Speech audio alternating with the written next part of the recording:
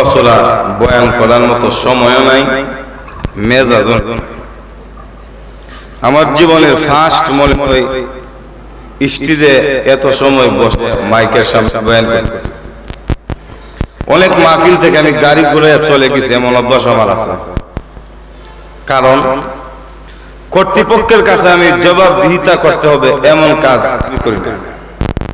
এজন্য নির্দিষ্ট সময় মাহফিলে অংশগ্রহণ করার চেষ্টা করি।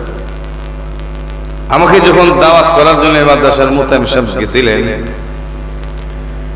উত্তরা 10 নং সেক্টরে, যেখানে আমি জুমার নামাজ পড়াই প্রত্যেক শুক্রবারে, উনি গিয়ে খুব সুন্দরভাবে ভদ্রতার সাথে শালীন ভাষায় নমনীয় কণ্ঠে দাওয়াত দিয়েছেন আর বলেছেন, হুজুর আপনার সময় হলো বাদ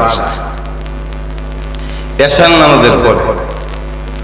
চিন্তা করলাম এশার নামাজের পরে সুবিধা, কারণ ব্রাহ্মণবাড়িয়া থেকে ফজরের পরে রওনা দিতে হয় শুক্রবারে ঢাকার দিকে। তো জুমার নামাজ পড়ে যখন আবার এশারের পরে আমি বয়ান করব, তাইলে তো সকাল সকাল যেতে পারবো। আর এইভাবেই আমি আজকে মাহফিলটা সেটিং দিয়েছিলাম, কারণ আগামীকাল আবার আমার মাহফিল হলো সুনামগঞ্জ। সুনামগঞ্জ চিনেন না? এখান থেকে নিম্নে 700 কিলোমিটার দূরে। প্রোগ্রামগুলি আমাদের সময়ের সাথে ম্যাচিং করে সেটিং দিই, কারণ এই বডিটা মোবিল দ্বারা যেরকম ঠিক না, এটা রক্ত মাংস দিয়ে আছে। গাড়িতে বইতে বইতে ফিটের দাঁড়াতে অল্প বেশি ব্যথা হয়। তার কারণ ওই যে একবারে অক্টোবর থেকে আমরা প্রোগ্রাম শুরু করি, মার্চ এপ্রিলে গিয়ে লাগাতার 6 মাস তো প্রোগ্রাম করা লাগবে। তাই ঘুম আর খানা সময় এগুলিকে আমাদের প্রাধান্য দিতে হবে। তাই আমি 8টার সময় এখানে হাজির। উনি বললেন, হুজুর 9:30 দিয়ে দিন। ঠিক আছে, মাদ্রাসা সামনে বয়ে নিলাম। 9:30 বাজতে বাজতে ফোনে 12টার সময় 9:30 বাজছে।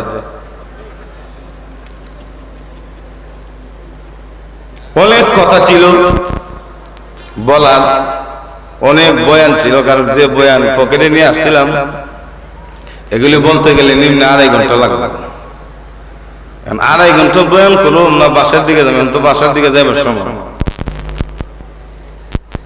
এরপর স্টেজে বসে রইলাম প্রায় 1 ঘন্টার উপরে।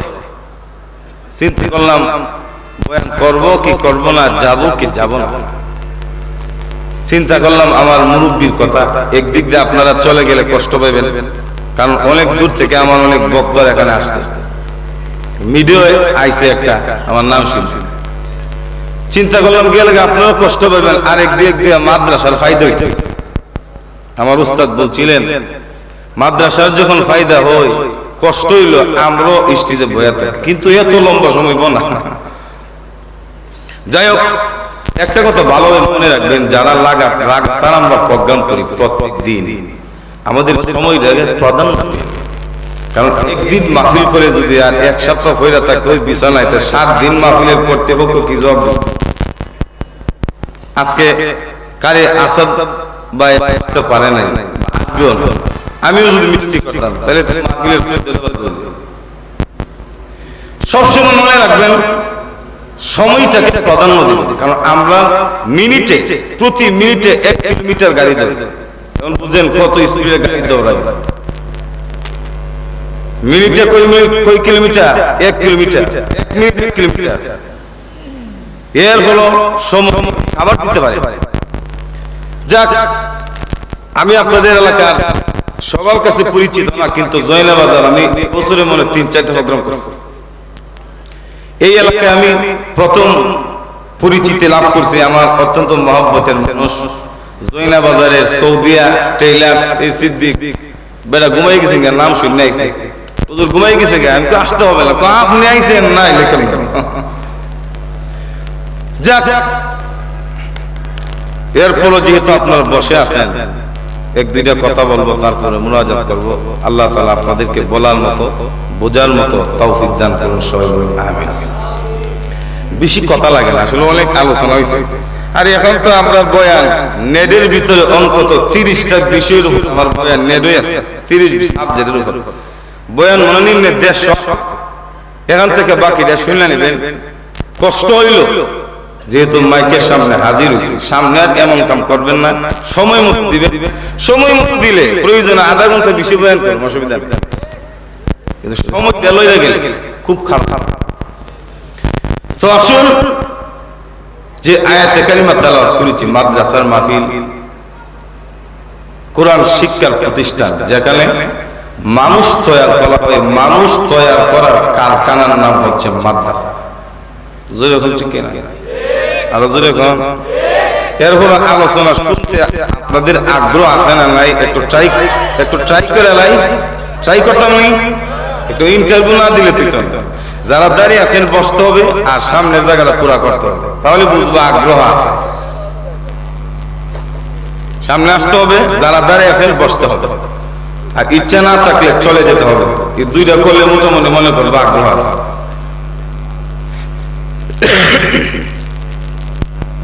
হইসালা, এই যে খালি জায়গা আছে, আপনাদের সন্দেহ আছে মনে হয়, উঠবার ইচ্ছা থাকলে উঠতে যান, পরে আর 2 আঙ্গুল আর 1 আঙ্গুল দেখাইতে হবে না, এখন উঠতে যান।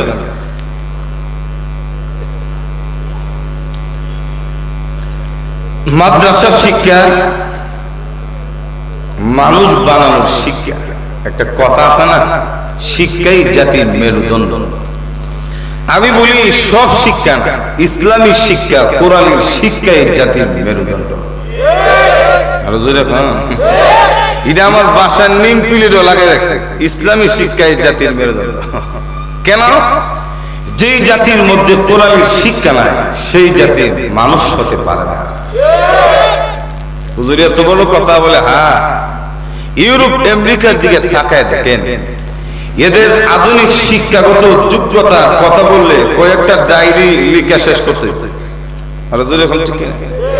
বুদ্ধিও কম নাই, জ্ঞানও কম নাই, অস্ত্র কম নাই, টাকাও কম নাই, কিন্তু একটা জিনিসের কমতি, সেটা হচ্ছে কোরআনের শিক্ষার কমতি।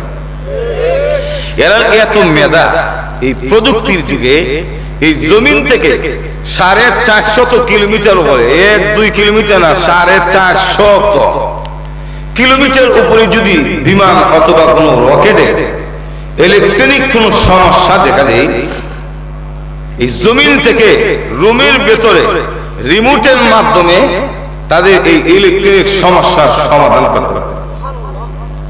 যেখানে কারিগরগুলি মেশিনে ধরতে হয় না, নাট বল্টু স্ক্রু কিছু লাগে না, জায়গাতে বসে 450 কিলোমিটার উপরে রকেটের যান্ত্রিক সমস্যার সমাধান করতে পারে।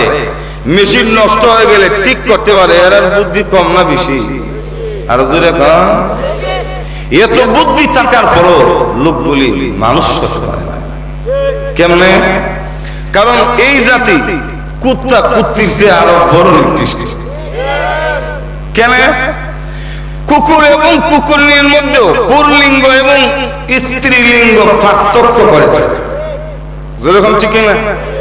একটা কুত্তা পুংলিঙ্গের উপরে ওঠে না, স্ত্রীলিঙ্গের উপরে যা। আমার আসতে কোন মহিলারা শুনবো, কিন্তু এই মানুষগুলি এত বুদ্ধি, এত জ্ঞান, এত শিক্ষা থাকার পরও পুরুষকে বিয়ে করার মতো বৈধতা তারা দিয়েছে। তাহলে চিন্তা করেন, এরা রুচিটা কুত্তা আছে আরো নিচে। আর জোরে ঠিক কেন? কেন? একটা জিনিসের অভাব, সেই জিনিসটা হচ্ছে কোরআনের শিক্ষা। আর জোরে এজন্য আল্লাহ বলেন, উলাইকা কাল আনআম বাল হুম আদাল্লু উলাইকা হুমুল গাফিলুন।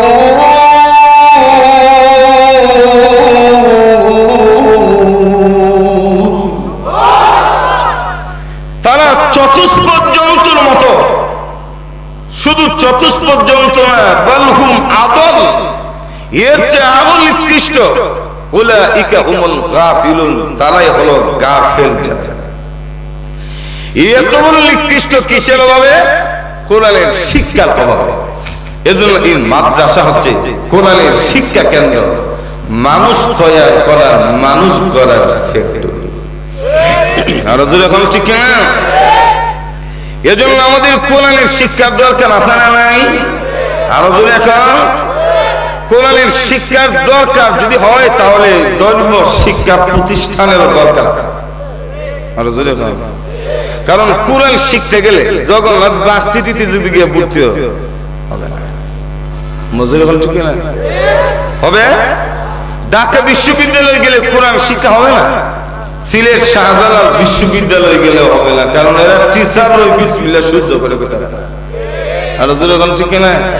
বক্তব্য দেওয়ার আগে বিসমিল্লাহ না বিসমিল্লাহির রহমানির রহিম, মজুরি বলেন ঠিক না?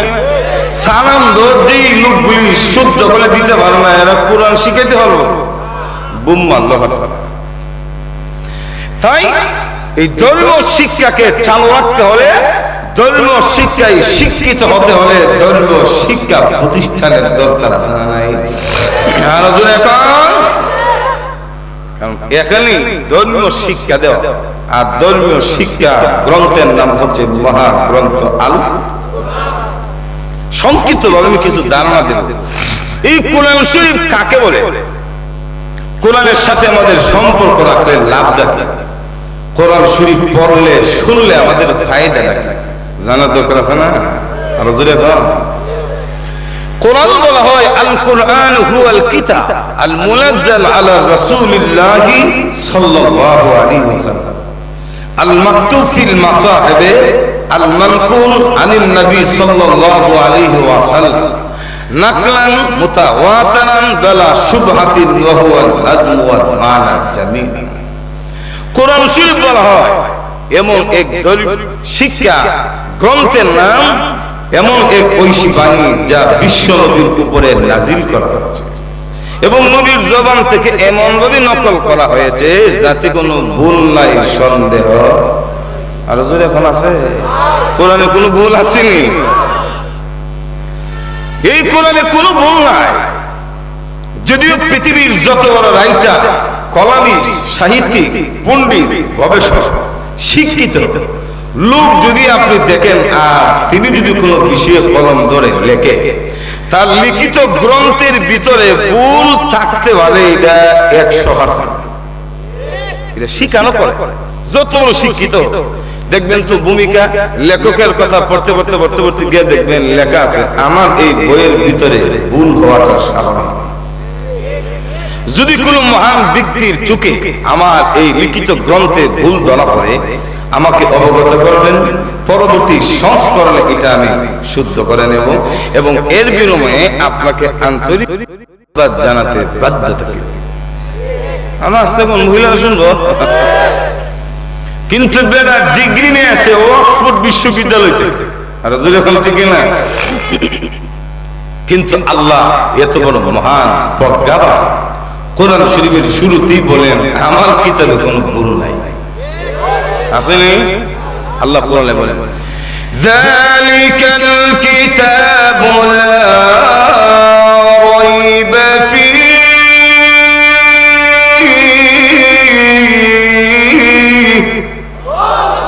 যালিকাল কিতাব, ওই কিতাব। ওই কিতাব বলতে কোন কিতাব? তাওরাত, জবুর, ইনজিল, বাইবেল, গীতা। আর জোরে কোন না কিতাব লা রাইবা ফীহি আইলা শাক্কা কারানি, আমার কোরআনের ভিতরে কোনো সন্দেহ নাই, ভুল। এরপরও একদল কোরআন বিদ্বেষী যেমন নবীর যুগে ছিল এখনো আছে। আমরা আসতে নয়, আছে না নাই? আল্লাহ রাসূল যখন মধুমাখা কণ্ঠে কোরআন তেলাওয়াত করতেন, মানুষ কোরআন তেলাওয়াতের প্রতি আকৃষ্ট হয়ে আল্লাহ রাসূলের হাতে হাত রেখে যখন কালেমা পড়ে মুসলমান হইতে শুরু করলো, আবু জেহেল গ্রুপ, আবু জেহেল ফ্যাক্টরির লোকগুলি বরদাস্ত করতে পারে না। যেমন বর্তমানে একদল কোরআনের অগ্রযাত্রা, মৌলবাদীদের অগ্রযাত্রা বরদাস্ত করতে পারে না। আরো যদি এখন আছে না নাই?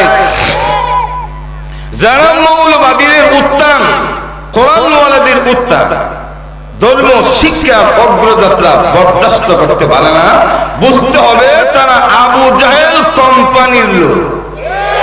আরো জোরে খান।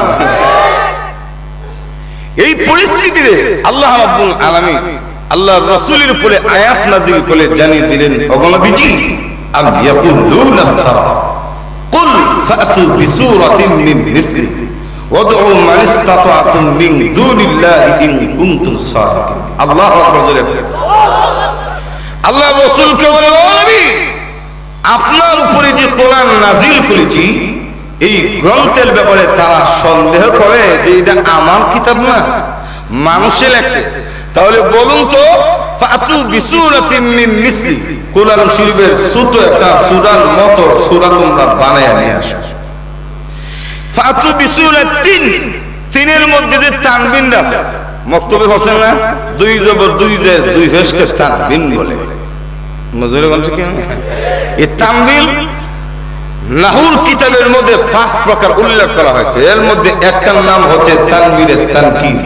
আল্লাহ রাব্বুল আলামিন এখানে তানবীরে তানকির দিয়েছেন, একথা বুঝাতে চাচ্ছেন তানবীরে তানকির ব্যবহৃত হয় একবারে অল্প থেকে অল্প, ছোট থেকে ছোট, ক্ষুদ্র থেকে ক্ষুদ্র বোঝানোর জন্য। আল্লাহ বলেন, হে রাসূল, আপনি বলুন এই কোরআন শরীফের ছোট থেকে একটা সূরার মতো, ছোট সূরার মতো সূরা তোমরা বানিয়ে নিয়ে আসো। ইনিস্তাতাতুম মিন দুনিল্লাহ, আল্লাহ ছাড়া যদি তোমাদের হেদাম থাকে, ক্ষমতা থাকে, ইন কুনতুম সাদিকিন, এবং যদি তোমরা সত্যবাদী হও, তাহলে কোরআনের ছোট একটা সূরার মতো সূরা বানায় নিয়ে আসো। আল্লাহ চ্যালেঞ্জ করেছেন আজ থেকে ১৫০০ বছর আগে আজ পর্যন্ত পৃথিবীর কোন নাস্তিক, কোন কুলাঙ্গার, কোন কোরআন বিদ্বেষী আল্লাহর চ্যালেঞ্জ গ্রহণ করে সূরা বানাইবে দূরের কথা, অক্ষর বানাইতে পারে না। কেন? কারণ এই কিতাব ভারতের নয়া দিল্লিতে বসে লেখা হয় নাই, আমেরিকার হয়ে ঠাউজে বসে লেখা হয় নাই। এই কোরআন নাজিল হয়েছে মহান আল্লাহর পক্ষ থেকে। এটা আমার কথা, আল্লাহ কোরআনে বলেন। বলবো আপনি অসুবিধা হইতেছে? তানজিলুম মির রাব্বিল আলামিন,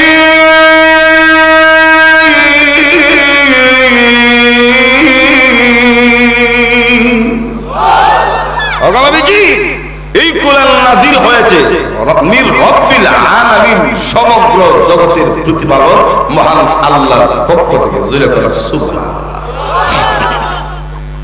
এই কোরআন পৃথিবীর সর্বশ্রেষ্ঠ কিতাব। এত সন্দেহ আছে আপনাদের? আরো জোরে বলেন, সবচেয়ে বড় দামি, নিখুঁত, ফিউ, নির্ভেজাল, ভেজাল মুক্ত। আল্লাহ রাব্বুল আলামিন বলেন, ও নবীজি, এই কোরআন যেমন দামি, দুনিয়ার মানুষ যদি কোরআনকে গ্রহণ করতে পারে তাও হয়ে যাবে। দৃষ্টান্ত দিলে বুঝবেন, দিতাম না? আরো জোরে কন। এক জনসভার স্টেজের দিকে তাকায় দেখলাম ফেসবুকে দেওয়া, এক বেটার ফেট এত বড়, এটা নিজে মনে চুলকাইতে পারে না, আরেকজন চুলকাই দেওয়া লাগে। কিন্তু স্টেজের বাঁশির সিফার মধ্যে বেলা গিয়ে এক বেলা দাঁড়াইছে, ফেট ভিতরে ঢুকে গেছে। এমন স্টেজের জায়গা হয় না, কিন্তু এরপরও বাঁশির সিফার মধ্যে কেন দাঁড়াইল? গবেষণা করে দেখলাম দাঁড়ানোর পেছনে রহস্য আছে। রহস্যটা হলো এই স্টেজটা একটা বড় নেতা স্টেজ, জনসভার স্টেজ। এজন্য যেখানে জাতীয় সংসদ সদস্যবৃন্দ আসে, ওই স্টেজের পিকচার পরের দিন জাতীয় পত্রিকায় বিনা টাকায় আসে। তো যদি নেতার সাথে অন্তত স্টেজের সুবিধা ইনকিলাব, মানব জমিন, নয়া দিগন্ত পত্রিকায় যদি আসে, তো এলাকার মানুষ বলবে, মাশাআল্লাহ, আমরার বেটার দামও কম না। মজুরি বেলের দাম বাড়ছে কেন? ও বড় নেতার সাথে থাকে। মজুরি ঠিক না? আল্লাহ বলেন, হে মানুষ, তোমাদের সম্মানিত ব্যক্তিদের কাছে থাকলে যেমন মানুষের চোখে তোমরা দাবি হয়ে যাও, আমার কোরআনকে আঁকড়ে ধরতে পারলে দুনিয়া আখিরাতে আমার কাছে তোমরা দাবি হয়ে যাবে। আর জোরে খান। শুধু দাম বাড়বে এমন না, ইমানের পাওয়ার বাড়বে। আমরা অনেক সময় আলেম ওলামা হক কথা বলে, কুটির হুঙ্কার দেই, ক্যাডার ভিত্তিক রাজনীতির বলে না। অর্থের বলে না, ইমানের বলে। কারণ কোরআন যার সিনের ভিতরে কোরআন আছে তাদের ইমান বড় মজবুত, আর কোরআন ওয়ালাদের ইমান মজবুত থাকার কারণে পৃথিবীর কোনো তাগুতকে তারা ভয় পায় না। আর জোরে খান, এখন তো বাস্তব কিছু কথা শোনা লাগে। তুমি আমার বাড়িটা কোথায় কইতে পারে না, ব্রাহ্মণবাড়িয়া বিবাড়িয়া। আমার দেশের একজন জাতীয় নেতা ছিলেন, পুরো বাংলাদেশের রত্ন, বিশ্ববিখ্যাত মুজাহিদে মিল্লাত আল্লামা মুফতি ফজলুল হক আমিনী রাহমাতুল্লাহ আলাইহি। মজুরি বল ঠিক না? বেরের হুঙ্কারে নাস্তিক মাস্তিক সব মনে করেন ফেরারাইসিস রোগীর মতো এমন কাঁপতো। আর জোরে খান, দ্বিতীয় নির্বাচনে হুজুর যখন ফেল করলো, হুজুর ইমানের পাওয়ারটা দেখলেন। এত বড় হুঙ্কার কেমনে দিতে, টাকা তো বেশি ছিল না, মরবা সব 50 লাখ টাকা ঋণগ্রস্ত অবস্থায় কথা বুঝলেন না, যা পাইতেন দিনের স্বার্থে বিলীন করে দিলেন। এর নাম ছিল মুফতি আমিন। তো দ্বিতীয় নির্বাচনে ফেল করার ফলে আমাদের নির্বাচিত যিনি হয়েছেন সংসদ সদস্য, উনি এক জায়গায় বলছে আমি হিসাব আমার হুমকি মানে। হুজুরের কানে এই কথা গেছে যে হুজুর নাকি হুমকি মানে। হুজুর তখন পরের দিন, আমি তখন দাওরা হাদিস পড়ি, আজ থেকে 10 বছর আগে, আমাদের সরাইল ব্রাহ্মণবাড়িয়া সরাইল উপজেলার শহীদ মিনারের কাছে একটা জনসভা ডাক দিয়েছে। হুজুরের জনসভার মধ্যে দাঁড়ায় বলতেছেন বক্তৃতায় একটা হাসি দিয়া, হুজুরের হাসিটা তো মধুর মতো মিষ্টি ছিল। আমি এমপি হুমকি দিব কেন? আমি তো এই এমপি সাথে বানকের নাম ওই জানি না। মজুর এখন ঠিক না, আমি ওনাকে হুমকি দেব কেন? আমি তো ওনার মতো পুঁটি মাছকে হুমকি দেওয়ার লোক নয়। আমি হুমকি দেব হাসানাকে, আমি হুমকি দেব খালেদাকে, আমি হুমকি দেব বারাক ওবামাকে। মজুর এখন ঠিক না?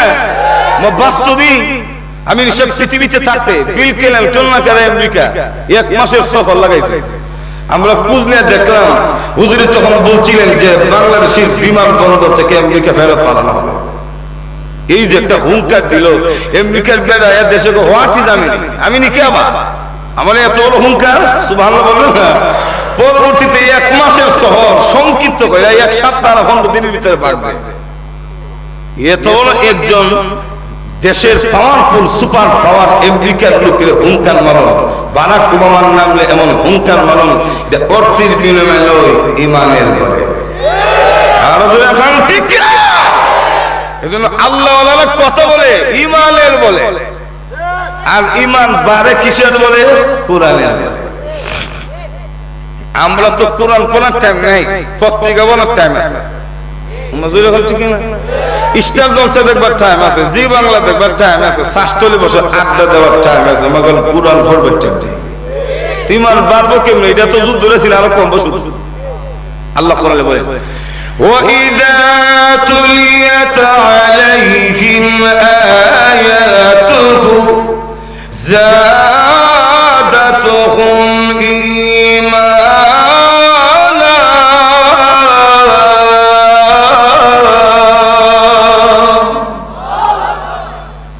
যখন ঈমানদারদের সামনে কোরআনের আয়াত তেলাওয়াত করা হয়, যাদাতুহুম ঈমানা, তাদের ঈমান বাড়ে। দেখবেন গাড়ির মধ্যে গ্যাসের পরিবর্তে তেল দিলে এর স্পিড বাড়ে। ঠিক তেমনি হবে ঈমানদারদের সামনে যখন কোরআনের আয়াত তেলাওয়াত করা হয়, ঈমান তাদের বাড়তে থাকে।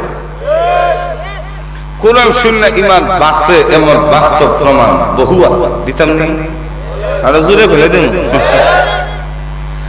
ভারতবর্ষে 1 শ্রেণীর মানুষ একত্রিত হয়ে যাত্রা ফালার ব্যবস্থা করে।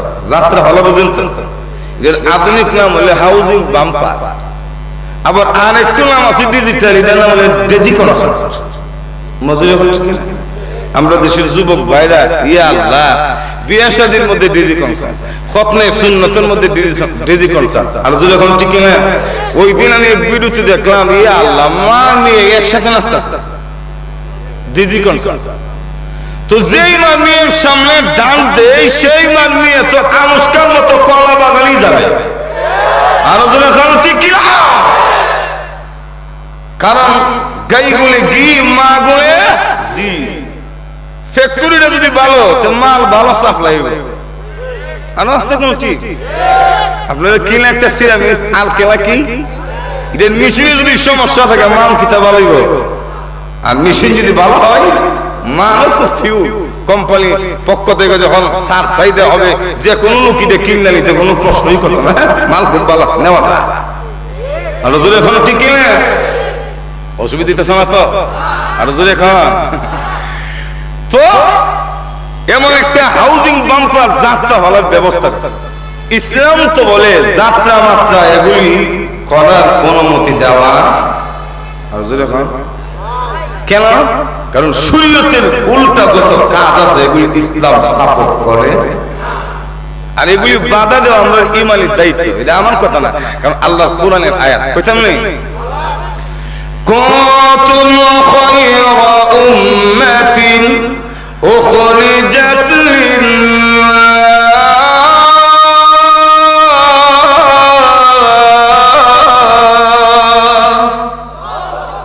তা'মুরুনা বিল-মা'রুফ ওয়া তানহাউনা 'আনিল মুনকার কুনতুম খায়রা উম্মাতিন তোমরাই শ্রেষ্ঠ জাতি উখরিজাত লিন-নাস মানুষের কল্যাণের জন্য তোমাদেরকে বের করা হয়েছে তবে তোমরা শ্রেষ্ঠ মাগনা না দুইটা শর্তের বিনিময়ে মজুর এখন কয়টা এক নাম্বার তা'মুরুনা বিল মা'রুফ তোমরা সৎ কাজের আদেশ করবে ওয়া তানহাউনা আনিল মুনকার অসৎ কাজের নিষেধ করবে এজন্য এই দুই শর্তের মধ্যে এক শর্তের লোক পাওয়া যায় আর আরেক শর্তের লোক খুব কম মিলানো যায় নামাজের দাওয়াতের কথা বহুত লোক আছে রোজা রাখেন নামাজ পড়েন কোরআন তেলাওয়াত করেন ওয়াজে চান্দা দেন খুব ভালো কিন্তু যখন একটা হাউজিং বাম্পার হয় এটার বিরুদ্ধে বাধা দিবার লোক আর উজ্জা পাওয়া যায় না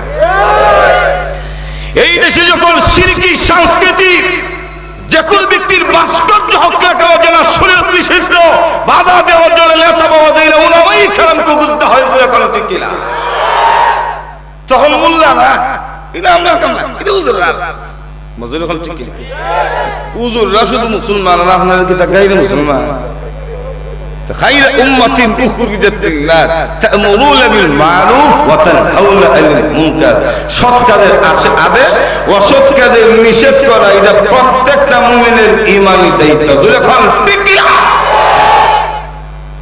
শুধু তাই না হাদিসের মধ্যে আছে আল্লাহ রাসূল বলেন মাররা মিনকুম মুনকারান ফালইউগাইয়িরহু বিয়াদিহি ফাইল্লাম ইয়াস্তাতি ফাবিলিসানিহি ওয়া ইল্লাম ইয়াস্তাতি ফাবিকলবিহি ওয়া যালিকা আযহাফুল ঈমান সব কথা তো কবে টাইম নাই প্রথমে বলছিলাম যে ফ্যাক্টরি জমা থাকতে জমা সমকম 12 বাজে গেছে তো দেখেন আল্লাহ রাসূল বলেন এমন অন্যায় কাজ যদি কোনো জায়গায় হয় তাহলে তিন পদ্ধতিতে বাধা দিবেন জোরে কোন কোন পদ্ধতিতে শক্তি থাকলে হাত দিয়া যাত্রারে গোলায়া একবারে হবিগঞ্জে নদীতে হারাই দিবা যখন ঠিক কি তাও যদি না পালো তাহলে জবান দ্বারা আমরার মতো একটু ওয়াজ করে দেবে যুবকরা এই কাজ ভালো না এটা ইসলাম সমর্থন করে না করবে না গুনাহ হবে মজুরে বল ঠিক না তাও যদি না পারে তাহলে অন্তর দ্বারা ঘৃণা করা মানে নিজে শুধু ঘৃণা করে দরজা লাগায় বসে থাকার অর্থ না গায়্যালা ইউগাইয়িরু তাগীরান এর অর্থ হলো পরিবর্তন করে দেওয়া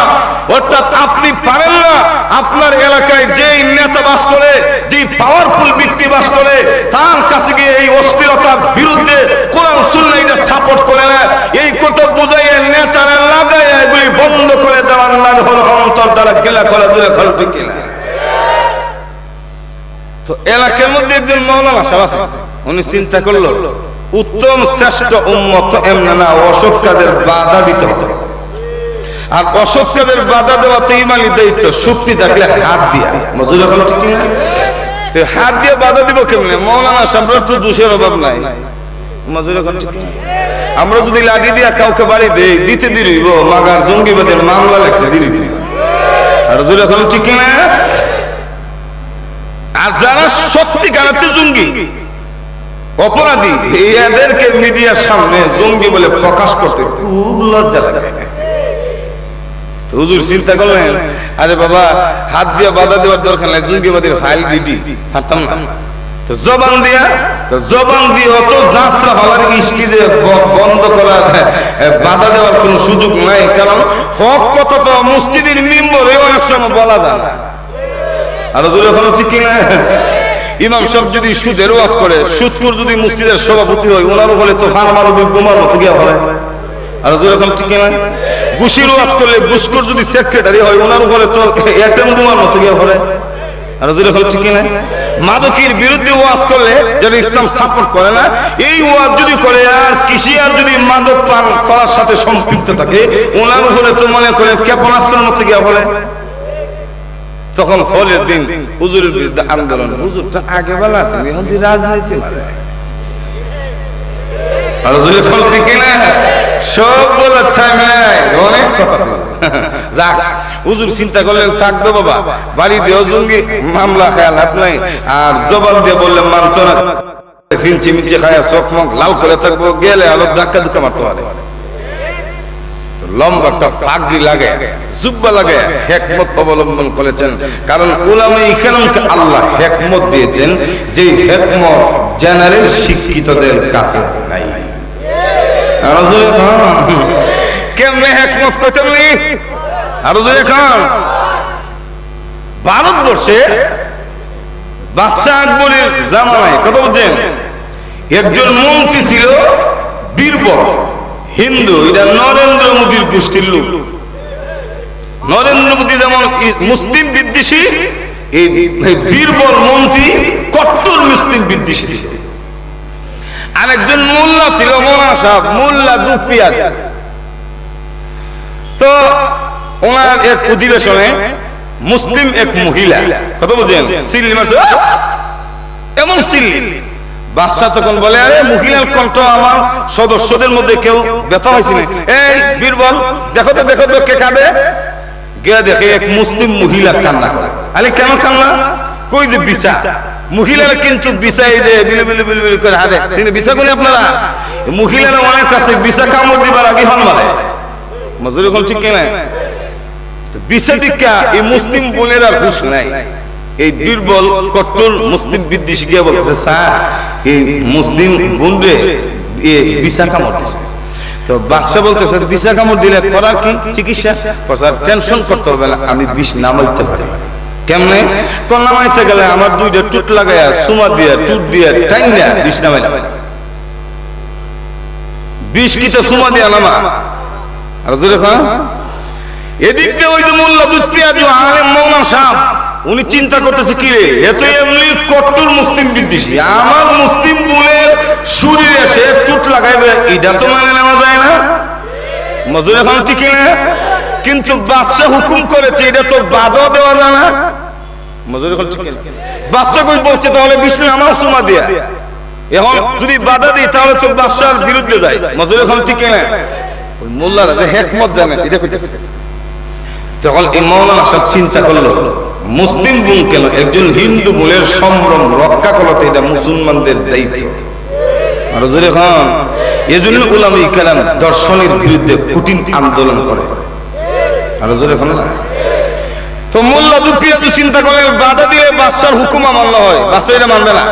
তো মোল্লা দুপিয়াজ এর ভিতরে ছিল, কেমন হচ্ছে রে বাদশা করেনি। বীরবল দেখো তো মোল্লা দুপিয়াজির কি হইলো? তো মোল্লা দুপিয়াজ যাওয়ার পরে কি জানো বিছা কেমন আছে? আরে কই দিছে? আমার লজ্জাস্থানে পায়খানার রাস্তার মধ্যে বিছা কেমন আছে। বাদশা তখন বলতেছে, কি করতে হবে কি করতে হবে? মোল্লা দুপিয়াজ বলতেছে, স্যার টেনশনের কোনো কারণ নাই, এই বীরবল রে বলে আমার 20টা সুমা দিয়ে নামাই দিত। এখন বীরবল কি বলে পায়খানা জায়গাতে সুমা দিব? এখন এই বীরবল করে, না স্যার আমি আগে জানতাম, কিন্তু এখন আর বিষ নামাইতে পারি না। উলামায়ে কেরাম এমন হিকমত জানে, জবান খুলতে হয় না, পুরো মাঠ গরম করার মতো ক্ষমতা আলেমদের আল্লাহ দিয়েছেন। চলে কোন ঠিক একটি কথার মাধ্যমে পুরো মাঠ কান্নার রোল পড়লে, আলেমদের একটি বক্তব্যের মাধ্যমে গোটা বাংলাদেশ আগুনের দাবানল জ্বলে ওঠে। চলে কোন ঠিক তো মৌলানা সাহেব তো হিকমত আছে, ওদের একটা অসুবিধা হইতেছে না। তো লম্বা পাগড়ি মাথার মধ্যে লাগায়, একটা জুব্বা লাগায় তাসবিহ হাতে নিয়ে জিকির করতে করতে যাত্রা ভালো স্টেজে হাজির। আমরা বড় হুজুর যদি যাত্রা ভালো যা মানুষ কিতা কইব, কি রে হুজুর এমন খারাপ হইলো কেমনে, মজুরি এখন ঠিক না, এটা মেনে নেওয়া যায় না। তো আলেম সব মাওলানা সবকে যাত্রা ভালো স্টেজে দেখে যত নর্তকী ছিল খুব অবজ্ঞা করতেছে, মোল্লা সাহেব যাত্রা ভালো খুব টিটকালি মস্কারের একজন আর 13 জন গুতাতে দেয় মোল্লা সাহেব। স্বাভাবিক আলেমরা যদি কোনো একটা দুষ করে এটা জাতীয় পত্রিকায় টাকা ছাড়া উঠতে যাবে, আর যদি এখন ঠিক না।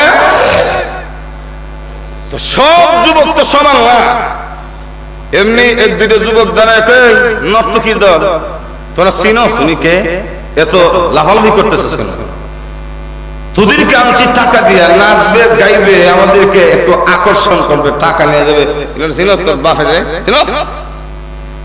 কারণ অনেক যুবক আছে দেখবেন নামাজ না পড়তে পারে, রোজা না রাখতে পারে, কিন্তু আলেমদের অপমান বরদাস্ত করতে পারে।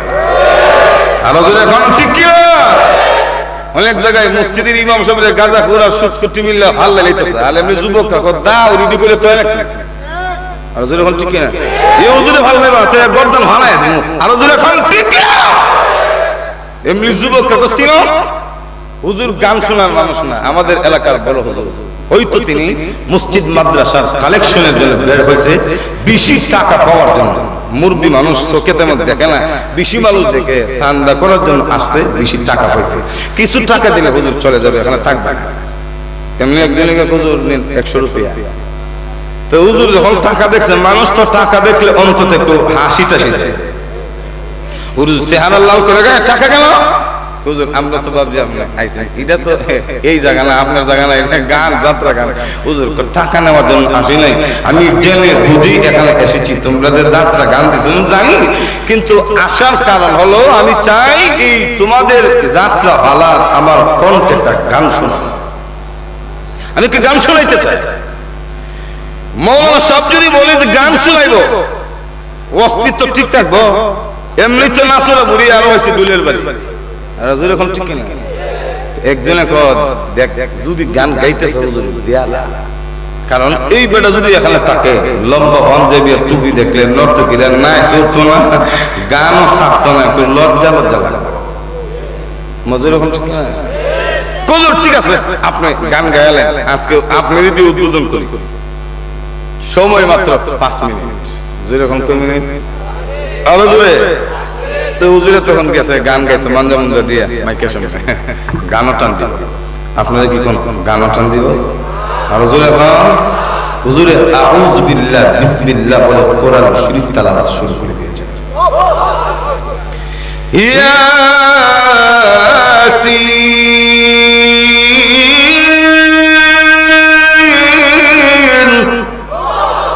ওয়াল কুরআনিল হাকীম ইন্নাকা লামিনাল মুরসালিন।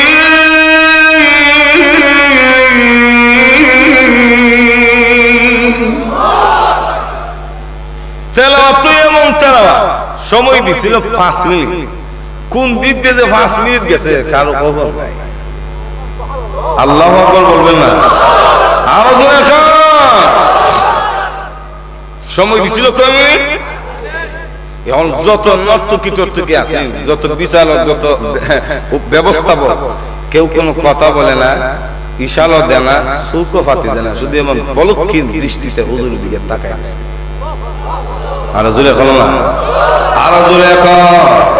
আর আমার এজন্য চলে আসুন আল্লাহর ইসমাঈল শহীদ রাহমাতুল্লাহি আলাইহি যখন মধুর কণ্ঠে কোরআন তেলাওয়াত শুরু করে দিল, 1 মিনিট 2 মিনিট নয়, 5 মিনিট নয়, আধা ঘন্টার উপরে তেলাওয়াত চলতে আছে না। আল্লাহ কইলেন সমস্ত নর্তকী গরিব স্টেজের মধ্যে দাঁড়াইয়া চোখের পানি ছেড়ে দিয়ে কান্না করে, কেউ কোনো বাধা দেয় না, কোনো সিগন্যাল দেয় না।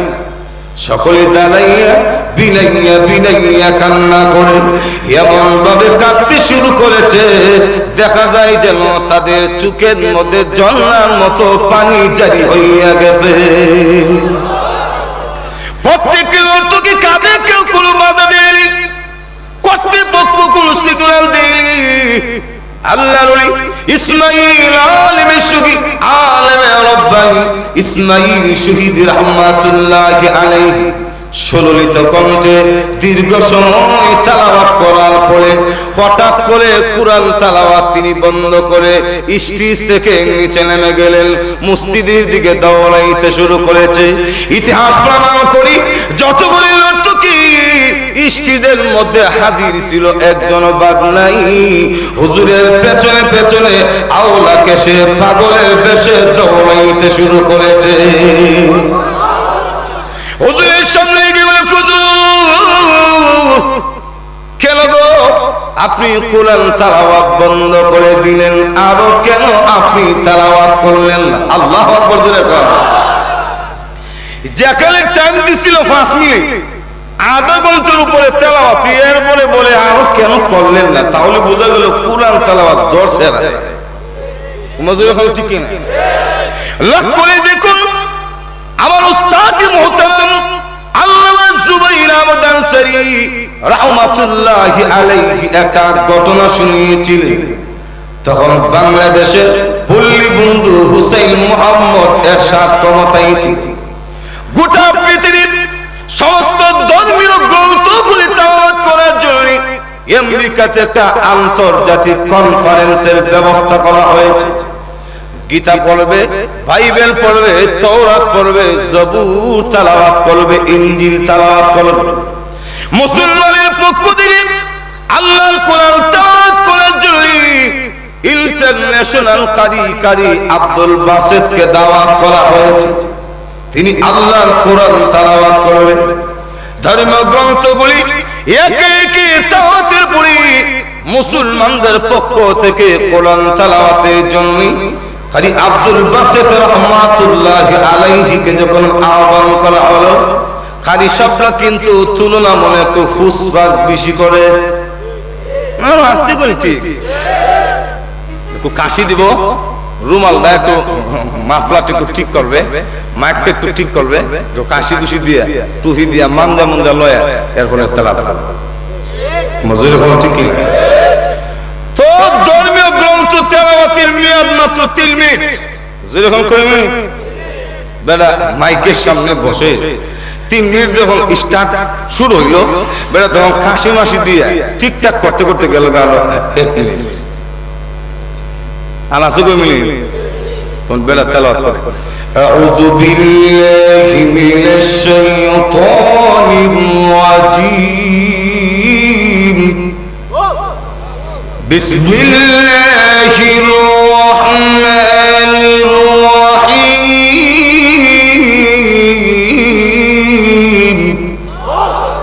আউযু বিল্লাহি বিসমিল্লাহর মধ্যে নাই আরো 1 মিনিট, কারণ খালি সবরে আউযু বিল্লাহ বড় লম্বা। মজুর এখন ঠিক আর আছে কয় মিনিট? খালি আব্দুল বাসিত রাহমাতুল্লাহি আলাইহি 2 মিনিট শেষ করার পরে কোরআন শরীফ যখন তেলাওয়াত শুরু করে দিয়েছে, 3 মিনিট নয় আধা ঘন্টার উপরে তেলাওয়াত চলতে আছে। আল্লাহর কোরআন আন্তর্জাতিক কনফারেন্সে এমন আক্রমণ করেছে, এমন প্রভাব করেছে, যতগুলি বিচারক ছিল কলম হাতিনে এমনে বসা, যারা নাম্বার দিব এমনি ধরছে, কলম আর লড়ে না। আল্লাহ করেন না, প্রত্যেকটি বিচারক বসে আছে, কেউ কোনো কথা বলে না, সিগন্যাল দিলি সমস্ত মানুষগুলি আল্লাহর কোরআন তেলাওয়াত শুনে কারি আব্দুল বাসেতের কণ্ঠ লম্বা তেলাওয়াতের পরে কোরআন তেলাওয়াত যখন বন্ধ করে দিয়েছে, আমার ওস্তাদ বলেন 1 জন 2 জন 80 জন খ্রিস্টান যুবক দাঁড়াইয়া বলে, হুজুর হে কারি আব্দুল বাসেত, কেন আপনি কোরআন তেলাওয়াত বন্ধ করেছেন? আল্লাহর কসম এত সুন্দর তেলাওয়াত আমরা কোনোদিন শুনিনি। কারি আব্দুল বাসেত এই মুহূর্তে আমাদেরকে কালেমা পড়ে মুসলমান বানায়া নিতে দিতে হবে। আল্লাহর কোরআন আকর্ষণ করে মানুষের ইমান বৃদ্ধি করে, এতে কোনো সন্দেহ নাই। আল্লাহর ওলি ইসমাঈল শহীদ রাহমাতুল্লাহি আলাইহি যখন তেলাওয়াত বন্ধ করে মসজিদের সামনে হাজির হয়েছে, নর্তকী গলে বলে, হুজুর আপনি কেন গো কোরআন তেলাওয়াত বন্ধ করে দিলেন? আরো কেন আপনি তেলাওয়াত করলেন না?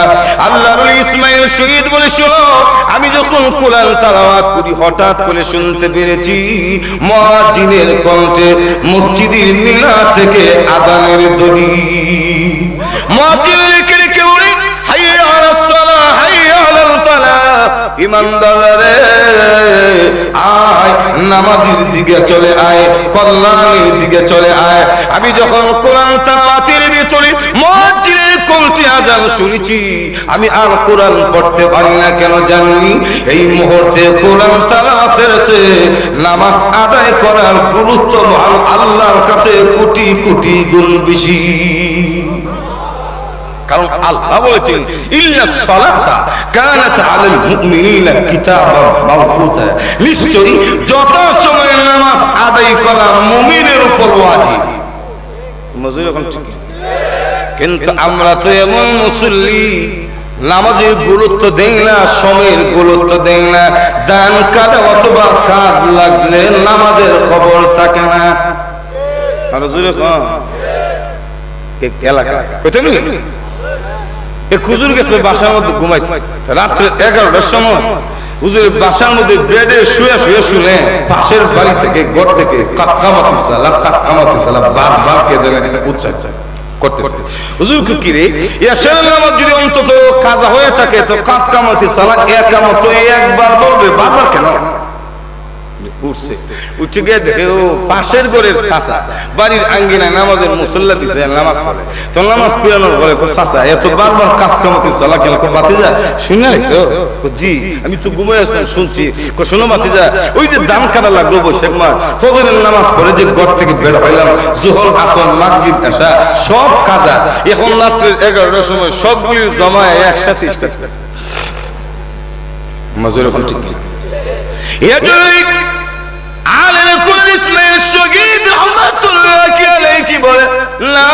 আমি যখন কোরআন তেলাওয়াত করি, যখন মসজিদের মিনার থেকে আযানের ধ্বনি শুনেছি, আমি আর কোরআন পড়তে পারি না।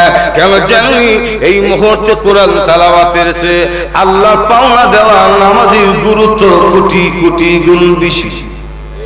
আর জোরে এখন না এমনি অর্থ কি বলে, হুজুর আল্লাহর কসম এই জীবনে এত সুন্দর কণ্ঠে কোনদিন আল্লাহর কালাম আমরা শুনতে পাইনি। আপনি কোরআন তেলাওয়াত করেছেন নাকি আমাদের অন্তরটুকু জয় করে নিয়েছেন? আল্লাহু আকবার জোরে এখন না। হুজুর আমরা বুঝতে পারিনি এই জীবনে অনেক গুনাহ করেছি, লড়তিক হইয়া অর্ধ উলঙ্গ হইয়া মানুষকে আকর্ষণ করার জন্য লেচে গিয়ে ডাক দিয়েছি।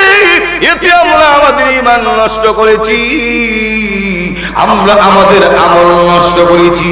হুজুর গো বুঝতে পারি না, আজকে আপনার জবান থেকে আল্লাহ কোরআন তেলাওয়াত শুনে মনে হইল যেন নতুন করে ঈমান ফিরে পেয়েছি। হুজুর আর দেরি করবেন না, আমাদেরকে এই মুহূর্তে তওবা করায়া দিন। আল্লাহর কসম ওয়াদা দিলাম জিন্দেগিতে কোনদিন আর নর্তকীর কাজে জড়িত হব না। এজন্য আল্লাহ বলেন, ইযা তুলিয়াত আলাইহিম আয়াতুহু যাদাতুহুম ঈমানা, যখন কোরআন শরীফ মুমিনের সামনে তেলাওয়াত করা হয় মুমিনের ঈমান বাড়ে। এটার নমুনা। আর যদি এখন ঠিক না, সুতরাং কোরআনের সাথে সম্পর্ক করবেন, কোরআন তেলাওয়াত করবেন, কোরআনের হক আদায় করবেন, করলে দুনিয়াতে শান্তি পাবেন, পরকালে মুক্তি পাবেন। কিন্তু আমরা দেশের মানুষ অনেকে কোরআন শিক্ষার গুরুত্ব দেয় না। কেন? অনেক কারণ আছে, এর মধ্যে কয়েকটা কারণ হলো, এক নম্বর হলো কোরআন শিক্ষা করলে হয়তো মসজিদের ইমামতি করবো, নাহলে মাদ্রাসার 5,000 টাকা দিয়া বেতন হয় চাকরি করবো। মজুরি এখন ঠিক বেশি বেতন পাওয়া যাবে না। যদি বাংলা পড়াশোনা করানো হয়, এমপি মন্ত্রী অথবা সেনাবাহিনীর অফিসার হইতে পারে, তাহলে মোটামুটি বেতনও হইবে, রেশন মেশনও পাইবে। আর যখন ঠিক কিনা আর বাস্তবিক এই দেশের ট্রাফিকের বেতন বাড়ে, পুলিশের বেতন বাড়ে, আর উলামায়ে কেরাম, মসজিদের ইমাম, মুয়াজ্জিন, মাদ্রাসার শিক্ষকদের বেতনে যে কি বাগে ধরলো, এর বেতন আর বাড়ে না। আর যখন ঠিক কিনা এর জন্য আপনারাই দায়ী। তবে একটা জিনিস বলতে পারি, উলামায়ে কেরাম কোরআনের বরকতে বেতন কম হইতে পারে, কিন্তু কোটিপতির চেয়ে বরকত বেশি লাভ করে। আর যখন কোটি কোটি টাকার মালিক গিয়ে দিন জামাই বড় মধ্যে টোনাটুনি মিল নাই, শ্রদ্ধা নাই। আর যখন ঠিক কিনা ঈদের সময় কিরণ মালা কিনা না দিলে 5 লাখ জায়গা। আর যখন ঠিক কিনা জামাই তালাক দিবার আগে বউ 14 বার ডিভোর্স দিয়ে করে গিয়ে। আর যখন ঠিক কিনা অর্থ আছে কিন্তু বরকত নাই। কিন্তু কোরআন ওয়ালাদের অর্থ কম কিন্তু বরকত বেশি। আবার আরেক দেখো মৌলানা হয়ে কি লাভ, এর কথার কোনো দাম টাম আছে? মজুরি এখন ঠিক কিনা একটা কথা বলতে পারে, আমরা দাম আছে না নাই এটা আপনারা বর্তমান প্রযুক্তির যুগে ভালো করে দেখতেছেন। আলেম ওলামারা একটা কথা বললে দেশের সরকার পর্যন্ত মূল্যায়ন করে। আর জোরে তো দাম না থাকলে মূল্যায়ন করে। আর জোরে এর কোনো দাম আছে না নাই? কেমন পাওয়ার একজন এমপি সাহেবরে আমরা মসজিদে নামাজ পড়ার জন্য দাঁড়ানো, ইমাম সাহেবের জায়গায় এমপি সাহেবের দাঁড় করে দিয়ে ইমাম কিছু বলতে বলে, ইমামের পাওয়ারের কারণে সবার নামাজ এমনি বাতিলে যাবে। আর জোরে খান ঠিক পাওয়ার আছে, আর বাকি পাওয়ারটা মরার ফলে বলবেন আছে না নাই।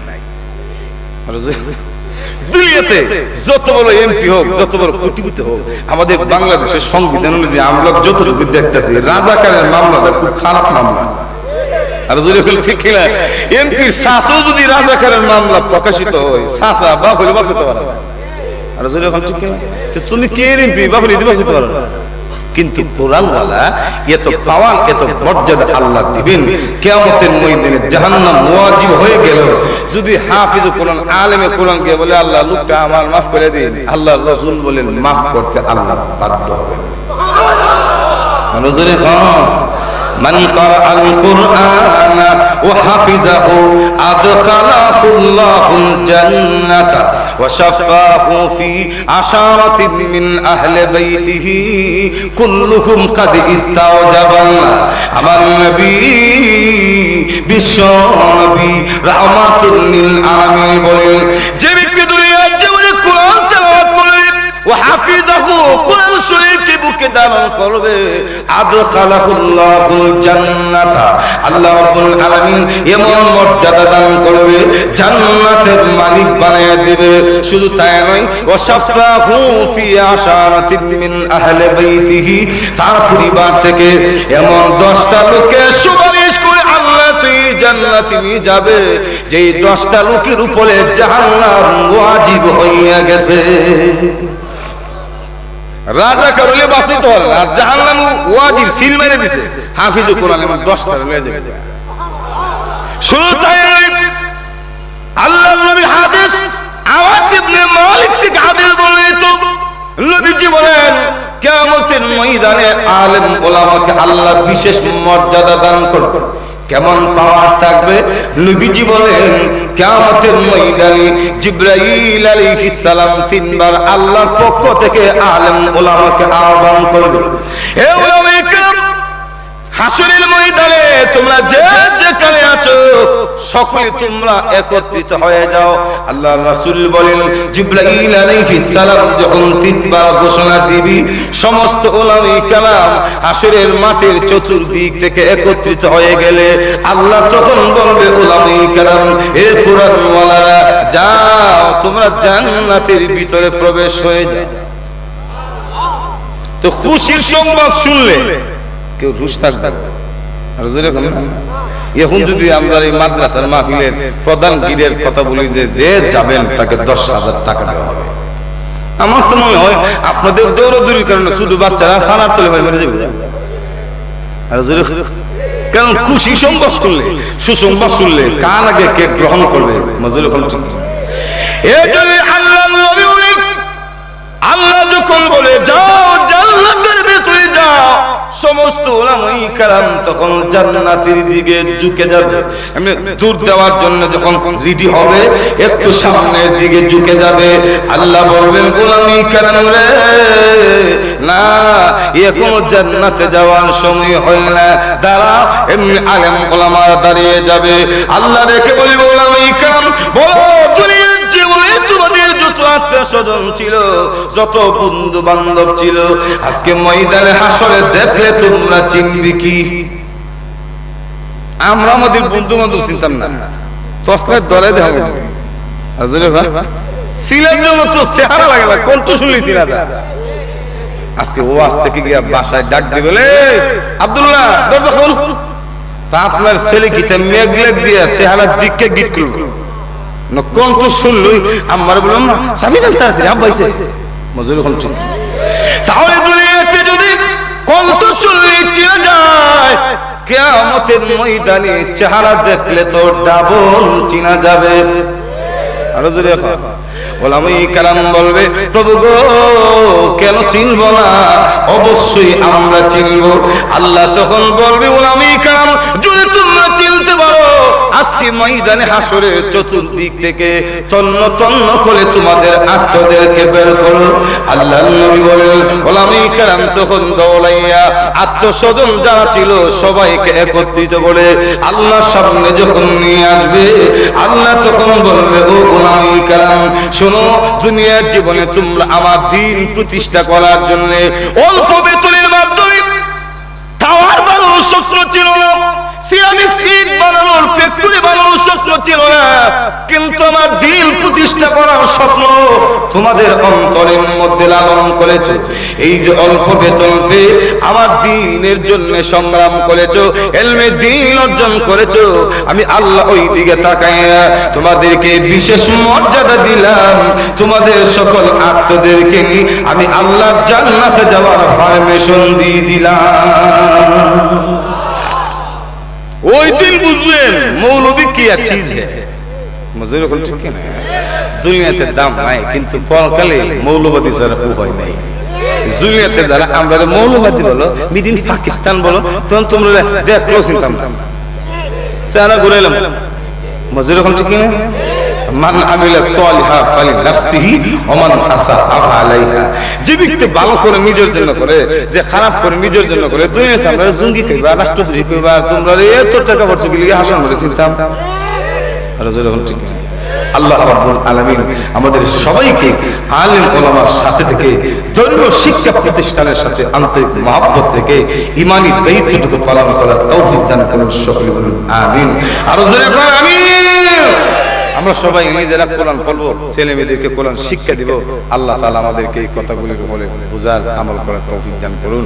মোটামুটি খারাপ হয়েছে না, লম্বা হয়ে গেছে, আবার যদি ভবিষ্যতে দেখা হয় আর সময় মতো দিন 2-4 ঘন্টা বয়ান রাখলে দাওয়াতি রাখতাম না, যদি সময় মতো দিন তাহলে ইনশাআল্লাহ লম্বা বয়ান করার আশা ব্যক্ত করে এই মাদ্রাসার সার্বিক উন্নতি এবং সফলতা কামনা করে আজকের মতো আমি বিদায় নিচ্ছি। ওয়া আখিরু দাওয়ানা আলহামদুলিল্লাহি রাব্বিল আলামিন।